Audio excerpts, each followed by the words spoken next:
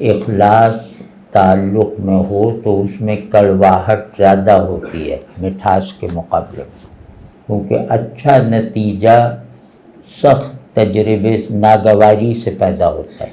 کوئی اچھا نتیجہ ایسا نہیں ہے جس کو پانے کا راستہ خوشگوار ہو، بس آسان ہے۔ تو نہ بنے ایک دوسرے کو دلدل میں مزید دھنسانے والے، کوئی رکھیں آپ کو ہاتھ پکڑ کے نکالے اور وہ خود بھی اسی دلدل میں ہو، آپ کو بھی نکالنے کی کوشش کر رہا ہو، مجھے بھی کر رہا ہو تو، اور خود کو بھی کر رہا ہے۔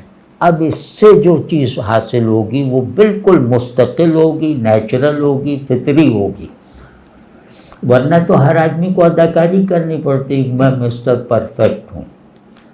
اب جہاں بھی جاؤ وہ مسند پہ بیٹھ کے کہے گا یہ فیصلے سنا دے گا۔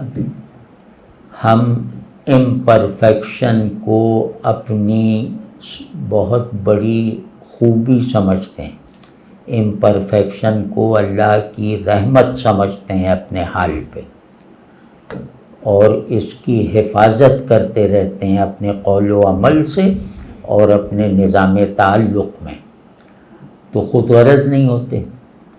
اور درگزر وغیرہ سب جو بنیادی بیسک ہیومن ویلیوز ہیں، یہ جب تک زندہ حالت میں نہیں ہوں گی نا تو کوئی عقیدہ، کوئی مذہب، کوئی تعلیم کچھ بھی نہیں اثر کرتی۔